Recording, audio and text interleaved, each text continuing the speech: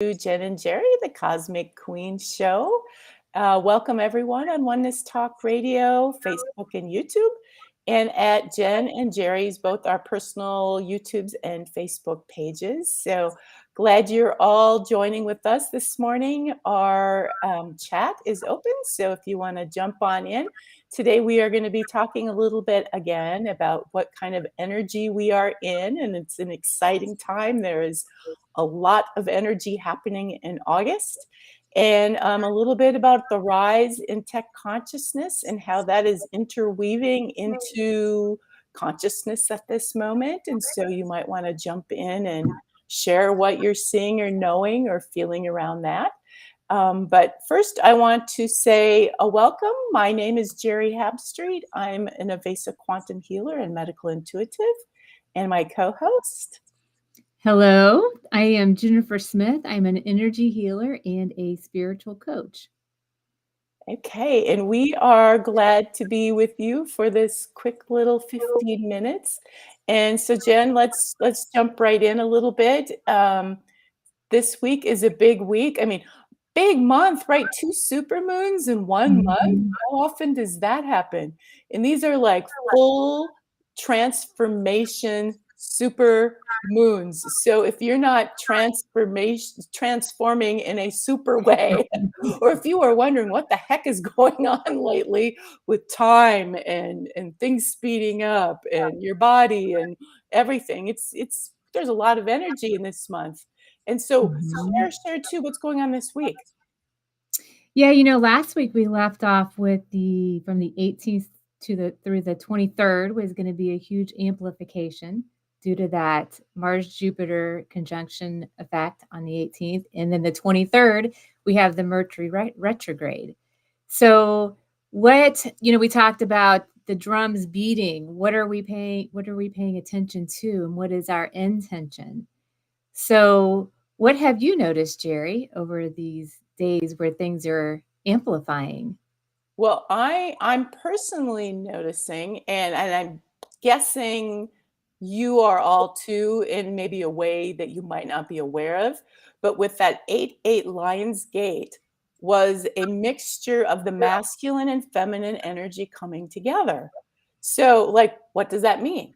Well, if you are very much in your feminine energy and not so much in your masculine, means your heart's probably open a lot more, but your solar plexus might not be quite as open. And you might be giving, loving, but you might not be receiving. You might have the doormat experience where you're doing a lot for other people, but not much is getting done for you. And that masculine energy is the empowerment, the going out into the world and taking action, which is also boundaries, right? So if you have a lot of that energy and not as much heart energy, which would be the feminine energy, the loving, intuitive aspect, you might be noticing things internally. Like for me, it's been a lot about boundaries. Where do I really want my boundaries? Because so many opportunities are coming at me, and I could spend, all day, every day, just giving myself away. So, so that would be something you would be noticing internally, would be this balance of boundaries, speaking your truth around your boundaries, how much action you want to put out into the world, along with keeping your heart open and your intuition so that there's discernment around what you're doing and the action you're taking. And so likewise, because this is happening internally to all of us, it's going to be an external reflection as well with the masculine and feminine. So I'm hearing people telling me like, oh, right about 8/8 Lionsgate, I'm having these issues with my partner. I'm like, well, yeah, the masculine and feminine energy is balancing. So what has been out of balance has to come back into balance. And so what are you experiencing with this, Jen? I love the talk about the balance, right? Everything is this perfect balance that we try to maintain. And I would say the 8-8 Lionsgate brought in a lot of downloads intuition-wise as far as what I'm trying to create. So now it's going back to the boundaries. What do I want to spend my attention on in my intention? What is it that I want to move forward with? Um, so a lot of opportunities and ideas and moving forward, putting those out there on what that intention is for me. Really bringing in how can I be of the best service in what areas, based on my experiences and what I know to others. So that's where my intention is being spent right now. Right. And what I'm also feeling too, and I know everyone is it's a very active energy. Well, because we've got this surge, these two super moons, like we're bookcased in with these two super moons, along with an amplification that we just had last week with the Mars Jupiter conjunction. So it's like it's thrusting us out into the world. And really, the only reason for going out into the world is to take action in our joy and what we came here to do. That's the solar plexus. I'm wearing yellow today um, to coincide with our solar plexus, right? That's the energy of the lion, right? This is taking action out into the world, but it's really about taking action and doing what we love, because the solar plexus is about joy as well. So it's all about doing what you love. So it's really easy, I'm finding, to just take off and go, go, go, go, go, and not stop and think about what you're doing, or take time to reflect, or take time to come in to your heart before you take action. There's such a huge amplification in energy, and sometimes you're just like, I don't know what to do with this. Yeah, it's really bringing that inspiration down, right? Mhm. Into our throat chakra, into our heart area, moving through action that way. And you mentioned the solar plexus as well. So really what is the action, the heart action that we want to take to really make a difference? Yeah, And we enjoy, right? Because that's what we are here to do as well. Our service should be joyful. absolutely. Okay, so starting Wednesday, we have a Mercury retrograde. So we're going to just throw that into the mix because there isn't enough going on. So let's keep it really interesting. And the Mercury retrograde, pulls us backwards so that we can resolve, relook, refinish. Old things are going to resurface, and it's all the re's. So with this amplification, we're going to be pulled back, and I'm guessing there's going to be a lot of unfinished business with that masculine feminine energy. Are you in a habit of not speaking your truth? Are you in a habit of not you know being empowered and having good boundaries? And who have you had these issues with before? A lot of that stuff is going to resurface. So the retrogrades are beautiful at saying, okay, well, what needs to be looked at and resolved before you go forwards anymore? Let's go backwards, take a look, and resolve these things so we don't have to repeat them. And do you feel that energy's here now? Some of that pulling backward is already here a little bit for us? It will certainly, because the pre-phase. When did the pre-phase start? The pre-phase started like um, a couple weeks ago. So when the Mhm. pre-phase starts, we're already in the energy. It's like our energy fields are getting prepared for what's going to come, and it's really going to come on Wednesday. And then it Mhm. goes for a good 2 weeks or so, and then there's a post phase, and we kind of gradually come out of it again. So So during this pre-phase, when we're starting to feel that pull a little bit, what would be your best advice on that? Is that something that we just go within and really take a look at? Do we make quick action? What has been your experience on how to handle that pullback moment whenever you're noticing it? well, I like to witness my experiences. So like, oh, here's that again. And so you can either engage in it, Or you can smile at it and think, oh, wow, am I a fabulous creator? There's still that pattern or that habit or that whatever it is. And Mhm. really, if you can lift into another state of consciousness that is outside of the consciousness that created the experience, you can heal it just like that. Mhm. Right? It's like doing tapping on yourself where you're engaging in a trauma, but now you're doing it in a space outside of the trauma where you can look at it with love. And when you hit those points, you can immediately release them. Well, witnessing yourself outside of the experience, and it's so easy because those moments have Velcro and they pull you down and you start feeling the experience just like you're in it again. And so remember you're a creator and your energy is still creating it because you haven't released it. Smile at it, and offer yourself love, and that's a quick way. Or sometimes you just flat out need to do forgiveness work. If you Mhm. haven't done forgiveness work around your unresolved stuff with family, friends, any relationship, um, it's going to be in your face forever until you take a look at it and love it. Mhm. How about you, Jennifer? What's your Well, that's very good advice, stepping into being the witnesser of what's happening. And I like how you talked about stepping up into that higher level of consciousness where you can really resolve things that were created at a lower level of consciousness. I think that's excellent advice. right, right? And I don't know who like. Whoops.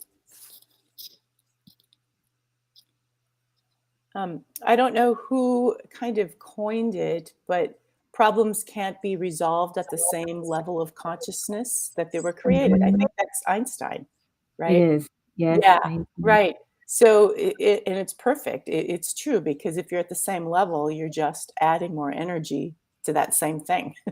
Mhm. So yeah. Um, so let's talk a little bit about this tech consciousness because this energy right now, as I'm taking a look at the energetic calendar for August, is there's this weaving, and we're seeing it, right? The AI, and someone just shared in one of our collective classes that Jen and I go together that they were out and about and witnessed someone had a chip placed in their hand and they were able to pay for something with the chip in their hand. So definitely that tech energy is being woven into um, the consciousness, which is increasing right now. And what is that going to look like? I mean, how is this playing out? So, do you Mhm. have any thoughts or ideas on that, Jen? Well, I don't know how it's gonna play out, but, we've been talking about this, a lot this month about the tech consciousness, and I think it's something that we all need to pay attention to and, understand how it is gonna play out in our life, right? How, if you look at, well, I'm gonna look at the calendar here, um, and one of the sentences, it says, "All technological devices can only ever mimic the creator consciousness of your divine mastery presence." So that's all, capital ALL, all devices. So what does that mean? What does that really mean to us? Is that, we talked about AI. I think there's many scenarios that we could go down that path on how that could play out. We've even talked about it a little bit, right? There's a lot of very interesting programs out there where you just put in a few words and it gives you a whole sentence, a whole basically writes a whole article for you. And we were talking the other day about the energy of that. Is that the energy that we want to put out into the world? Or do we want to take the energy from our own words, our own consciousness, and get that loving energy out into the world? So Yeah, that's one way to look at it. right, exactly. Well, and there's a couple points. So, um, our technology will always reflect where our consciousness is at. So the cool thing is that AI what is that? It's immediate information that just shows up, right? Well, Mhm. from a consciousness perspective, we have all been practicing the law of instantaneous manifestation, and we're at the point where our information just shows up very quickly. And so the tech consciousness, or the tech, not tech consciousness, but the tech is reflecting our abilities to receive this information instantly. Just Mhm. like as we were growing through, expanding through phones, right? Um, Smartphones came out at the time when more and more people were being able to do have their intuition immediately, and some of those different kind of things. So the tech will reflect our abilities, is what it's doing. But the problem is it doesn't have a consciousness.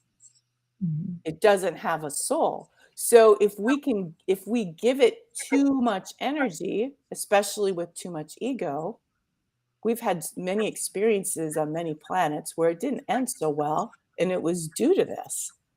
So there's a very, very fine balance with using our own intuition, our own guidance, and then using the tech too to serve us in a way so that maybe it makes life a little easier, so we have more time to go out and enjoy nature, take care of our bodies, plant our gardens, whatever we want to do.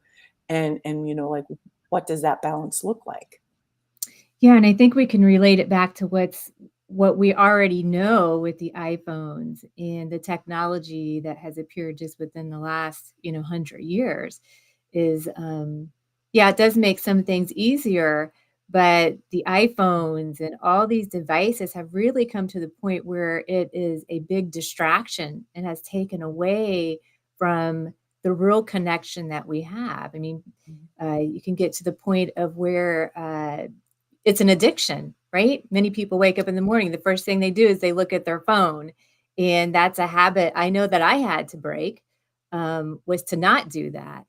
And so with more technology and the AI, how is that gonna affect us? And, we don't wanna get into any bad habits or give any energy to that, right? We should be giving energy to those things that serve us the most. Right? Well, exactly. And it's just like any addiction, it doesn't matter what the addiction is. You're giving your power away to something. Mhm. So if you are waking up every morning and going straight to your phone, you are giving your creative power away to Apple, to Android, to whoever, or to whoever you're addressing. I mean, your energy, your sacred energy has so much power. When you come into that place of the feminine balanced with the masculine energy, there is not a thing we can't create. And I am Mhm. witnessing it each day. I'm like, oh my gosh, I need to be very, very careful about what I set on my Miracle Team altar, because I'm seeing things manifest based on how I'm placing them on my altar. Mhm. So it's like now I have to be so conscious even of where I'm setting things down in my house, because Mhm. what do I want to amplify? What don't I want to amplify? And so think about, if everyone was aware that they had that much power, would you be sitting on the phone all the time? Would you be just wasting it, strolling through social media or whatever? And honestly, there's many powers that be out there that are very aware of how much power we have and would rather us being strolling social media than using our energy in a beautiful way to create a nirvana. Mhm. Exactly. And the technology takes our energy in many different ways. I mean, we do give our power to it whenever we pay that much attention to it. But even scrolling the social media, think about where your thoughts go. Are you giving your intention and attention to what you want, or is that diverting your attention to something you don't want? So there's many, many facets of technology and we could probably list many more than what we've talked about today, where we're giving our energy to something that doesn't really serve our highest good. Right, right. And then another thought I wanted to add to that you touched on earlier when we first started talking about the AI, something that people might not understand, but everything is energy, everything. So, for example, when I sit down to write an article each month for the Hedra newspaper in Boise, which I do, I'm sitting there, I'm spending time thinking about the article, thinking about the things I want to put in the article. So, as I'm doing that, I'm calling in the energy, I'm calling in the wisdom, I'm calling in the excitement or the emotion or the stories and all of that that goes within this article. And then I sit down and I write it out. And when the people read it, they're getting that. They're Mhm. getting the story, they're getting the intention, they're getting the whole thing. And so I've had people walk through a drugstore and say, something pulled me backwards. I just had to grab that newspaper and there you were. Well, because Mhm. it's the energy infused within the articles and something called to them, and they found me that way. Okay, so now you're saying, okay, well, I don't want to write an article. Let's just go to AI. And you're like, okay, AI, give me an article on, I don't know, planting a garden. And so it spits out this beautiful article. You turn it in, it's energetically flat. It's created by a device. Mhm. So there's always the thought about the people that you're having to work for you and with you, right? What is the energy of Mhm. the people that are working for you? Maybe you have someone writing things for you. It's their energy that's showing up in whatever it is that's representing you. And so if Mhm. it's a computer that's representing you, so I'm like, there's ways to use it. Maybe you use the AI to get some ideas, and then you take the ideas and you form it into your own article. That's a good way to use it, right? Right, right. That would have been an acceptable way. And also, I think the one thing that we have to remember is that energy creates form and form follows energy. So that's why all the manifestation is taking place, and we want that to take place from us, from our energy, from our consciousness, right? Yeah, absolutely. Yeah, I honestly, we were supposed to go 15 minutes and we're already almost a half You hour. know, we can still talk about another hour on this one, right? I feel like we just scratched the surface of it, but Yeah, maybe it's another good topic for, another video.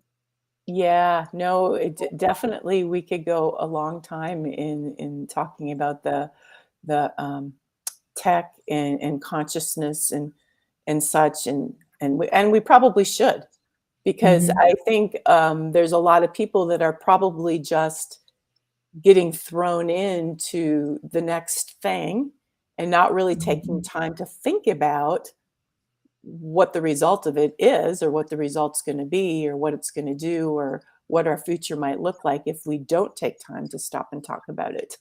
mhm. Yeah, I agree. So, it's just too much fun to not pull a cards of clarity. Right. So, even though we're over, do you have time to pull a card? I do, yeah. Okay, so I'll pull one, you pull one, and we'll share for whoever may be listening.